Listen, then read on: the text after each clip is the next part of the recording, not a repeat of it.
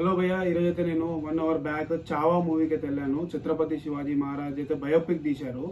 అసలు బయోపిక్ ఎలా తీశారంటే అసలు మీరు ఊహించలేరు. ఆ మూవీ అయితే వెళ్తే నేను ఇక్కడనే మన లాల్ దర్వాజా అనే ఒక టెంపుల్ ఉంది. ఆ టెంపుల్ సైడ్ ఒక సినిపాలిస్ అని ఒక థియేటర్ ఉంది. ఆ థియేటర్లో అయితే వెళ్ళాను నేను. మూవీ అయితే ఒక టాపిక్ మీద తీశారు.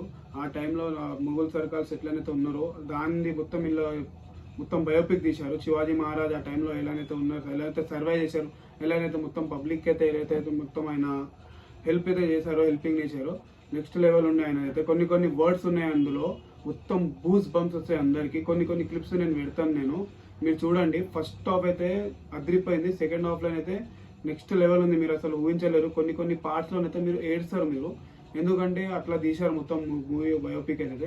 ఆ బయోపిక్ లో ఎవరైతే తీశారో మొత్తం వికీ కౌశల్ అనే ఒక హీరో ఉన్నాడు. ఆ హీరోని అయితే తీసుకున్నారు. అసలు ఆ హీరో కూడా అనుకోలేదు అనుకుంటా మూవీ అంతా రీచ్కి వెళ్తుంది.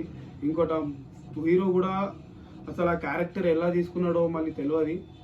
నెక్స్ట్ లెవెల్ ఉంది ఆ క్యారెక్టర్. ఆ హీరోకి అయితే మొత్తం వరల్డ్ వైడ్ మొత్తం ఫ్యాన్స్ అయిపోయినారు. ఎందుకంటే ఛత్రపతి శివాజీ మహారాజ్ బయోపిక్ అయితే ఎవరు తీయలేకపోతారు ఆ హీరోతోనైతే. అలా ఉంది మూవీ అయితే. మీరైతే అందరు వెళ్ళి అయితే మూవీ అయితే చూడాలి ఫ్యామిలీతోని. వచ్చే జనరేషన్ మీ చిన్నపిల్లల ద్వారా కూడా చూపించాలి ఆ మూవీ. నెక్స్ట్ లెవెల్ ఉంటుంది. చూడండి ఒకసారి మూవీ. కొన్ని క్లిప్స్ పెడతాను నేను మధ్యలో. ఇంకోటి నేను ఇదైతే రివ్యూ ఇస్తున్నాను మొత్తం మూవీస్ది. మీరు నాకు సపోర్ట్ చేయండి, ఇంకా సబ్స్క్రైబ్ చేయండి, కమెంట్స్ పెట్టండి ఎవరెవరు ఎక్కడెక్కడ చూస్తున్నారో. Thank you.